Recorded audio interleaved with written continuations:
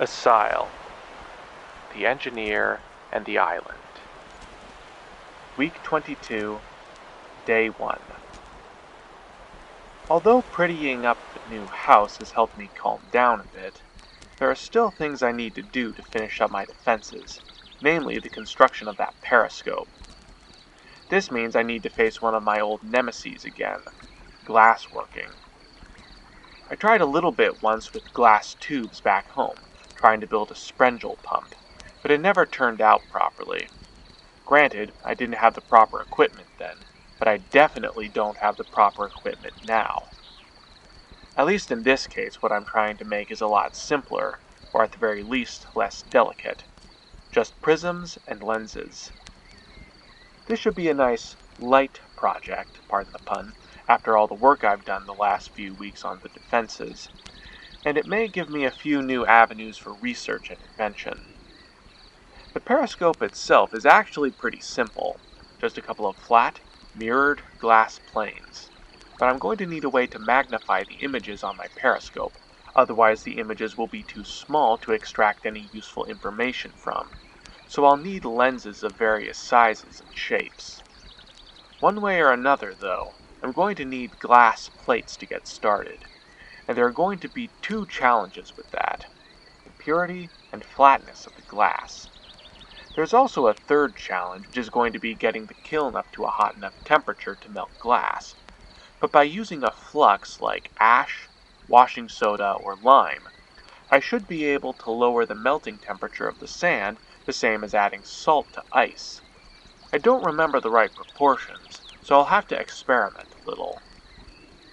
I think the melting temperature of glass is about 1200 degrees Fahrenheit, and I think my kiln can get there even if I need to supplement it with wood fire. I've used it to fire pots after all, and the clay particles melt together sort of like glass. I had plenty of sand left over from lime production, all that stuff that wouldn't dissolve when the water was added, and it was of a fairly good purity, though I spent some time picking the darker flecks out before I fired up the kiln for this project. As for flatness, I remembered a trick about how old-timey window panes were made perfectly flat. They would float the softened glass on molten lead or tin, which is much denser than glass, causing the glass to become flat at the boundary layer between them. Lucky for me, I had some lead to spare. So I took my lead battery apart, and once I had all my materials assembled, I started a fire in the kiln and left the sand to cook for a while. I put it in a clay bowl though, because I knew I would have to pour it out later. In the meantime, I started working on forming some little clay plugs of particular shapes, namely pairs of cylinders inside bamboo molds. I carefully shaped the ends of the plugs into perfectly circular domes, dents, or flat planes, using curved pieces of bamboo partition, and the lathe to make sure they were radially symmetrical. The idea is that, when these plugs are dried and fired, I can use them to gently grind my glass into perfect concave and convex lenses of varying shapes, using an abrasive like my toothpaste. I also made a few large clay cylinders on the potting wheel, which will form the body of my periscope. The idea with these is to disguise the periscope as a chimney. It may look a bit out of place on the tropical island, but the kitchen and lab both have one, and ideally no one is going to be able to see inside my house to confirm that there isn't a fireplace inside. Even if they do, that contradiction may not cross their minds. Once I was done with the plugs and left them out to dry, I put the lead in the kiln just until it began to melt, since I didn't want it to get as hot as the glass, which caused it to start evaporating, producing toxic fumes. Even so, I wore my respirator to help filter any heavy metal fumes I might have been exposed to. Given the high temperatures involved, it didn't take long for the lead to melt, as the glass was already glowing orange hot. I put just a little lead in the bottom of the mold I made for the hexagonal reflector panels and tiles, as it was a convenient shape and about the same size as the periscope hole, but also as an experiment in case I want to replace the reflector panels in the future with something more reflective, or if I want to make glass window panes. I carefully scooped the sticky, blazing hot glass out of the bowl and into the mold, like so much molasses, and momentarily the lead sizzled because the glass was so much hotter. I held my breath and left it in the kiln a little longer before taking it out and having lunch. When I came back, the glass plate was still hot, but nice and flat, at least on one side. The other side was still a bit lumpy, but that won't adversely affect the periscope. I thought I might be able to fix that in the future by flipping the glass over while it was still hot, but a little less sticky. The glass was also a slightly greenish color, which I wasn't expecting, though still relatively clear, probably because there's so much olivine in the silica around here. I cleaned out my next batch of sand a little more carefully and adjusted my flux recipe before trying it again. While I waited, I decided to experiment with mirroring the glass pane I had, which was already a nice mirror, at least in a dark room, but it could be better. Fortunately for me, I had a source of silver in the form of the silver nitrate I extracted from the lead ore. I remembered from rough science that there was a way to get the silver out of the compound and deposit it onto a piece of glass to make a mirror. The problem, though, is that they weren't too specific about the chemical process, just that the solution turned black before turning into a mirror, which I think betrays the temporary presence of silver oxide. I know silver nitrate is an ionic salt, so if I can find something that'll react with the nitrate to produce something else, the silver should be left behind. If I could add hydrogen somehow, the nitrate might turn back into ammonia, and the best way I can think of to do that is with some sort of acid, because it's the hydrogen atoms in the acids that make them so reactive. I probably shouldn't use sulfuric acid because the sulfur may bond to the silver the same way it does with all the other metal ores. So that leaves me to try vinegar, which is mostly hydrogen, carbon, and oxygen. Hopefully, the oxygen will stick to the carbon and produce carbon dioxide and leave the silver alone. I gave it a try with a very small amount of my silver nitrate crystals because I didn't want to waste them. That didn't end up working, so I tried potash instead, which created a dark gray precipitate of silver oxide, which is closer to what I wanted, but not quite useful. I don't know why it did that. I needed to somehow slow down the reaction, so I tried adding a little ammonia to dilute the solution, and that helped, but I needed something to soak up the oxygen so it wouldn't stick to the silver. I couldn't use an acid because it would interfere with the potash, so I tried adding various molecules that would act like a fuel to burn with the oxygen. Methanol, ethanol, creosote, and even a little sugarcane juice in my desperation. The sugar was actually surprisingly effective, causing the black suspension to eventually turn to a silver sheen on the inside of my mixing bowl. I never would have guessed that. I spent quite a while trying to get the ratios just right, and took note of the recipe before having to stop because the next plate of glass was ready.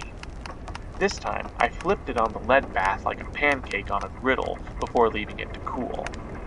Before the lead cooled completely, however, I had an idea to improve my battery's effectiveness, based on messing around with the lead today and noticing how a thin layer of the stuff would stick to the walls of the mold.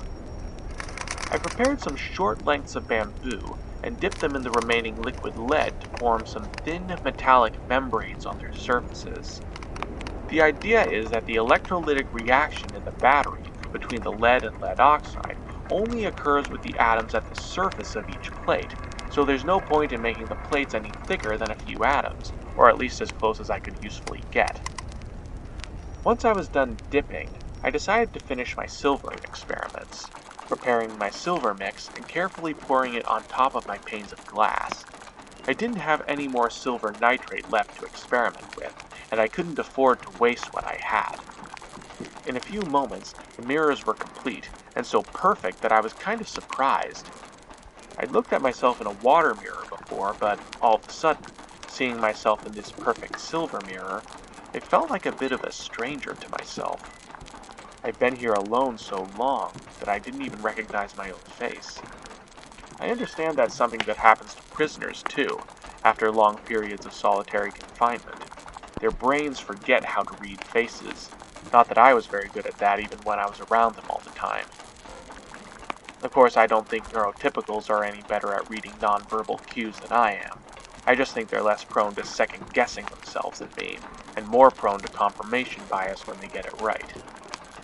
Anyway, as I started getting ready for bed, I used one of the panes of glass as a shaving mirror, which was easier to use by lamplight than a bowl of water, and gave me some time to start getting reacquainted with myself. Week 22, Day 2. When I got up in the morning, I put my dried clay parts in the kiln for firing before starting my morning chores. Unfortunately, this meant I couldn't make more glass until the afternoon, so I busied myself in the meantime by beginning construction of the periscope apparatus. Fundamentally, all I really needed was a mirror on the end of a stick, so I found some long bamboo stalks that hadn't been massacred yet for the hedge, and cross-braced them to make a sturdy little tower that reached from the panic room to the house roof, making it just a little too high so the periscope won't be easy to reach or see from the outside. I then spent some time using the lathe to make a couple of bearings to let the tower rotate smoothly and quietly inside the long clay tubes I was preparing for it. I then built a pair of yokes to hold the mirrors and protect them from being accidentally damaged if something goes wrong.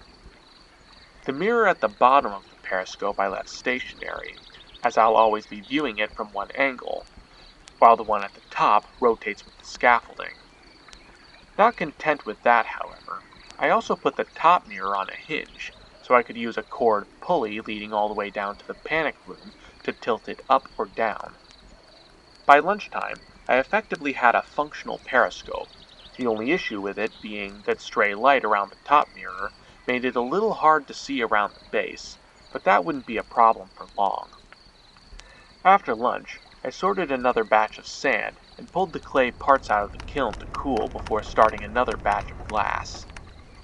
While the glass melted, I worked on installing the periscope cover, basically a couple of clay tubes stacked on top of each other. The one near the top had a bit of a cowling on it, and a hat that went over the top to protect it from the rain.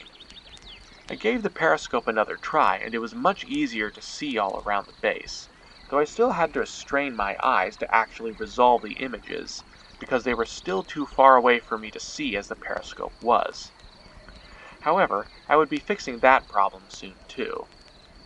Once the glass had melted, I remelted my lead and poured the glass on to make another flat panel, which I left to cool before starting one more batch of glass before the end of the day.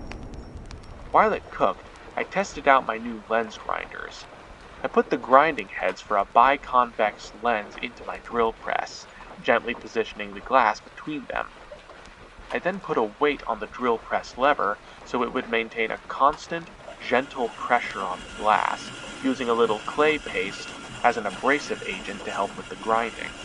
It should have eventually cut out a perfect circle of glass, but I immediately noticed a problem with my setup. The top bit rotated, but the bottom didn't, so it wouldn't contribute to grinding the lens. I made a quick and dirty pulley out of bamboo cord and hooked it up to the potting wheel underneath the drill press and to the lathe drive, twisting the pulley so that the two bits rotated in opposite directions.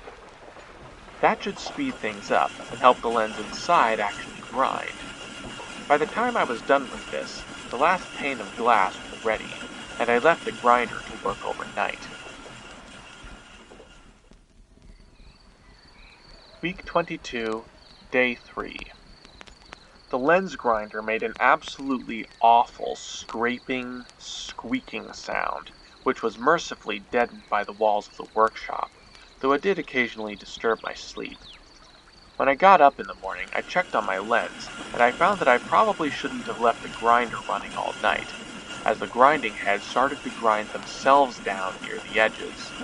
It worked faster than I expected. Well, good thing I made spares. The lens itself, however, wasn't quite see-through yet, as there were thousands of thin scratches on the surface of the glass, making it appear cloudy and opaque. I applied a finer abrasive, namely toothpaste, and left it to polish a little longer while I was out foraging. When I came back, The lens had been polished smooth and see-through. Excited by my new magnifying glass, I started the grinder making more, this time a concave lens, to refocus the light from my magnifying glass at a higher focal distance, so I could make a functional telescope, specifically a Galilean telescope. I kept a closer eye on this lens, and while I was in the workshop, I made a couple of telescoping tubes out of bamboo, so I could adjust the focal length of my telescope. I even gave it a tiny knob with a pulley on it to make very fine adjustments and hold the focal length steady. Once the lens was finished grinding and polishing, after about an hour, I glued the lenses into place on my telescope with some latex. It worked, magnifying the images by several times, but I was reminded of an old problem with simple lens telescopes, and that was the fact that the images were always upside down. I didn't want to waste mental energy trying to flip the images in my head, and the problem was easily solved by adding a second convex lens, so I started grinding one. In the meantime, I started playing with the telescope a little, building a little socket for it to fit into the periscope apparatus, and heading up onto the solar tower to scan the horizon for boats. This will make it easier for me to identify friend or foe at a great distance. I was once again surprised by how far I could see with such a simple instrument, though the large eyepiece lens was somewhat difficult to use. It was fun, but a mountain still kind of blocked my view of the North Shore. I started thinking to myself that it would be nice to be able to see what the smugglers are doing in addition to hearing them, and that gave me an idea for a way to extend the range of the periscope. I could place another mirror somewhere halfway between my base and the bunker, and use it as a sort of periscope for my periscope to let me see around the mountain. I didn't think my periscope would have quite a long enough focal length to let me zoom in on the mirror perfectly, but I figured I could put several smaller telescopes in between to help keep the image on the bunker focused at a great distance. To do this, however, I was going to need more glass, so I collected some more sand and started preparing to mass-produce glass panes. I think this will be my main task for this week. While the glass cooked, I kept grinding lenses from the panes I had. I designed my grinding head so that I could get about 7 large lenses per pane. I also finished building my telescope and testing it out with the corrective lens. I finished my first pane for the day and left it to cool before having a late lunch, careful to wash my hands before eating so I wouldn't accidentally ingest any lead. I then got back to it, making 2 more panes before the end of the day and grinding out 3 more lenses. Before I went to bed, I used the telescope to look at the stars, building a simple mount onto the safety rails at the top of the tower. I got a good look at the features of the moon, and I think I could even see Venus waxing. I caught a view of a few satellites, and it crossed my mind that, while I can see them, even for all I've done here, they probably couldn't see me.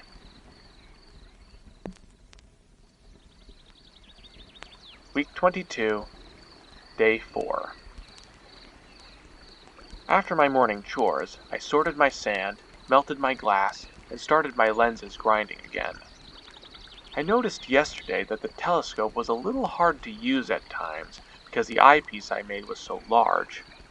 I thought it would be nicer to have a smaller one, so while the more or less automatic process was running, I made a couple more clay lens grinding heads that were smaller, about eyeball sized, which would also help me use up some of the leftover glass shards.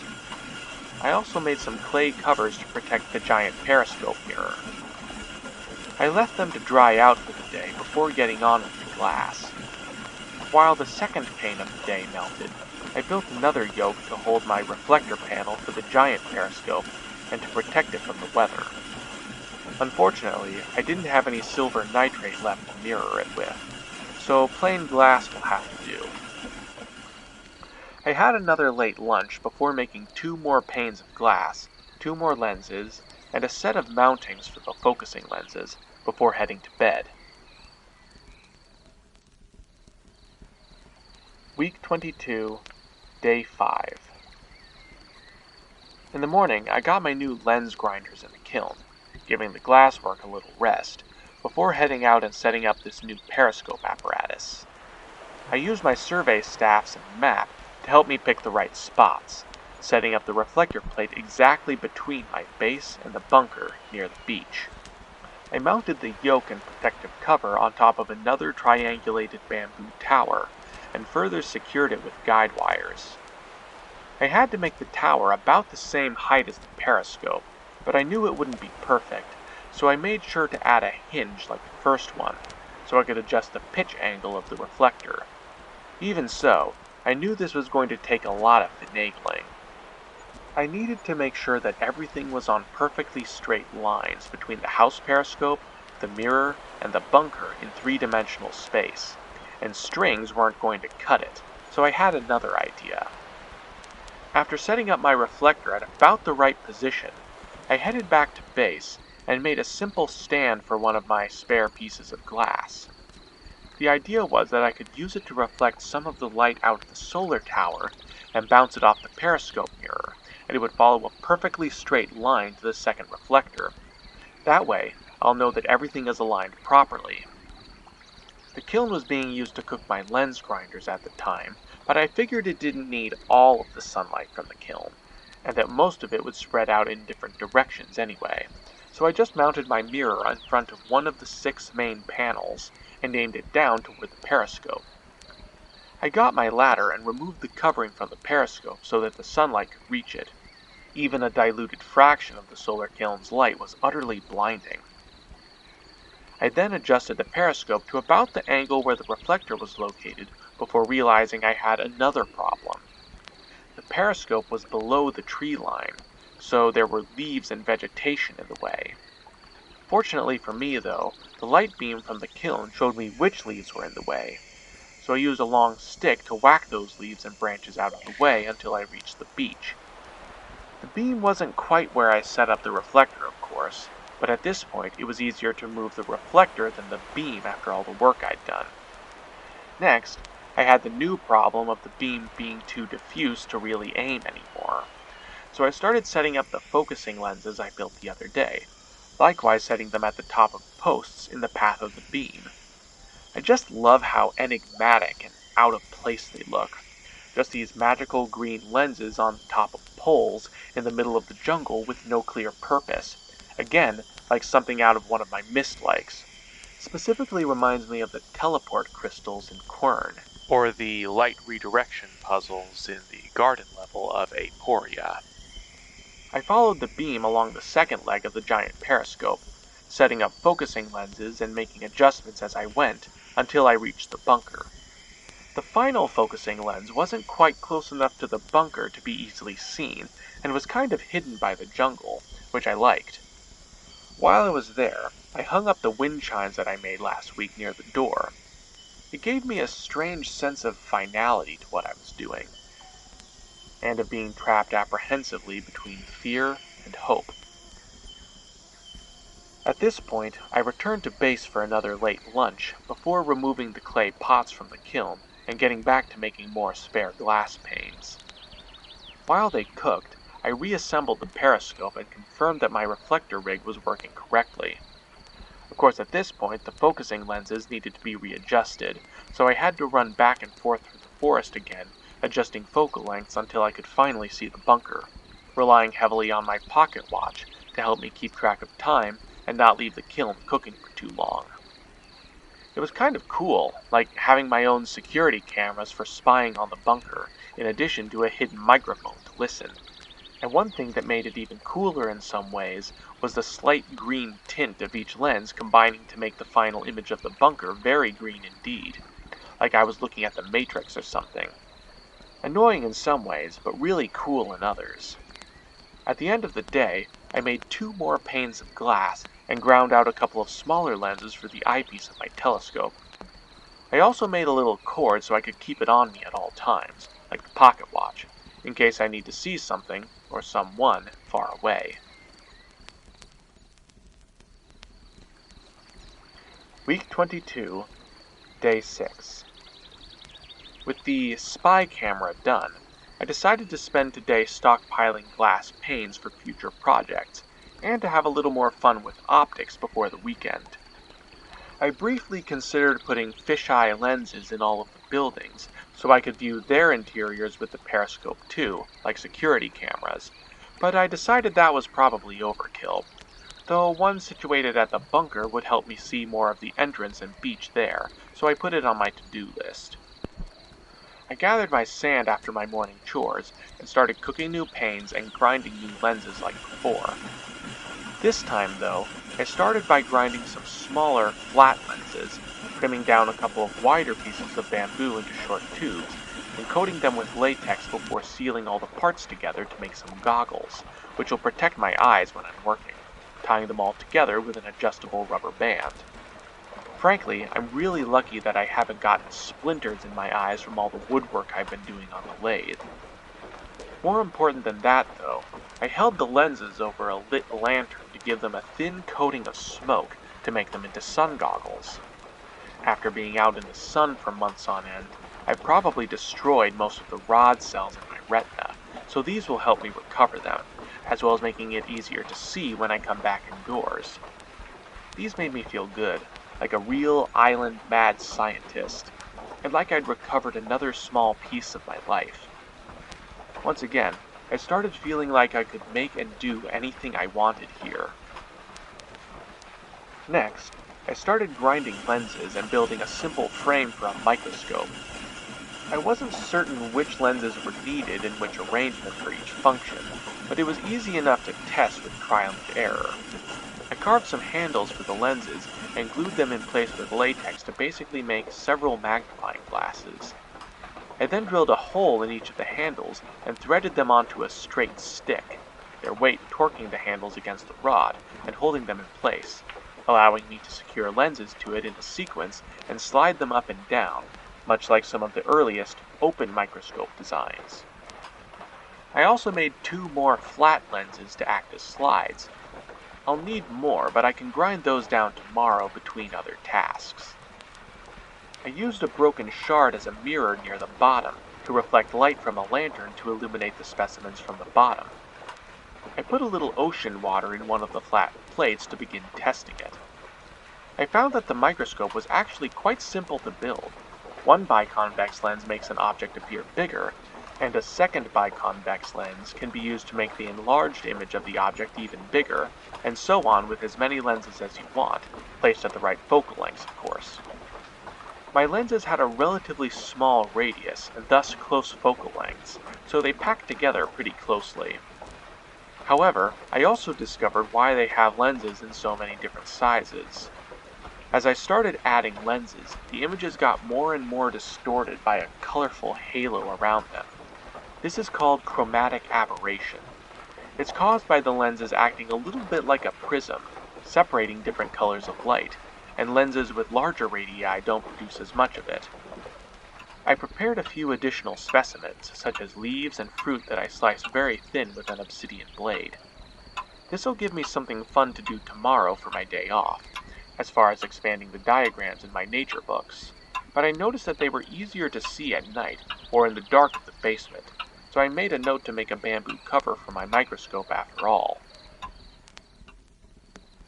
Week 22, Day 7. It's Sabbath, so after my morning chores, I cracked open a piece of bamboo and built that microscope cover, before spending some time in the morning shaving, examining, and drawing the specimens I observed. I remembered that there were special kinds of dyes used to stain cells to make their features easier to see, but I couldn't remember what they were. Trying some of the plant-based dyes I had on hand didn't really seem to work. I remembered that some of the first dyes used for this task were made from an extract of lichen, but I don't know which species, nor how to isolate the dye. After lunch, I decided I wanted some music, so I built another music reel and started programming a new song before the end of the day. Lullaby of Flame / Lullaby of Deserted Hell by DDR Kirby ISQ. But the result felt a bit lackluster. As fun as making all of that optical equipment was last week, and as much as I've calmed down from my initial panic, it's just not as much fun as it used to be here, when I felt like I was safe from interference. Unfortunately, there's really only one solution I can think of. Now I have to leave, and since I can't safely leave on my own, I have to do something to bring others to me, and be ready to assess taking a chance on the smugglers. I have to build a radio.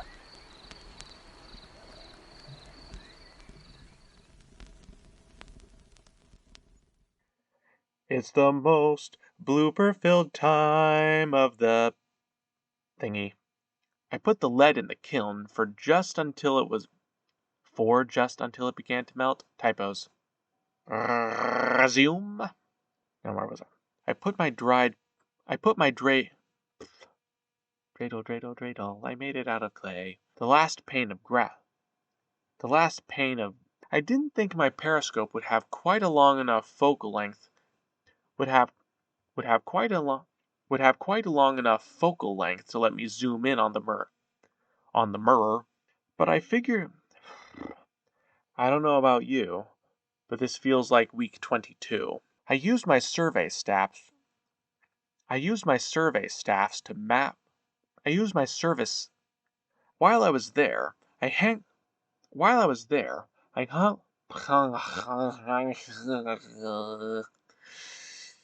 Placed at the right float. Placed at the right focal lengths, of course. Hey there, thanks for listening all the way to the end. I think it's worth pointing out that my degree is in mechanical engineering, not electrical, but I'm going to take a crack at that radio anyway, as it seems like my only way out of here now. So, if you'd like to find out how, or if, I pull it off, you can press the subscribe and bell buttons to get notified as soon as I'm finished. Just in case I fail, though, it would really help me out, more than anything else, if you could share this video with someone who you think would enjoy it, and could help get me out of here before the smugglers return. And since you liked it enough to watch this long, there's a like button at the bottom of the screen that you can press to say so. That'd be really high glass of you. There's also a dislike button you can press if you didn't like it, but don't you think I'm in enough pain? I'm already imprisoned. Also, if you'd like to chat about your own stories and perspectives on the episode, maybe about a time you tried to blow glass or play with optics, and any skills you learned or fun things you made, please feel free to share them in the comments below. I genuinely love to hear them, and I'm always open to suggestions and corrections. That said, thanks again for listening, and hope to see you here again next week.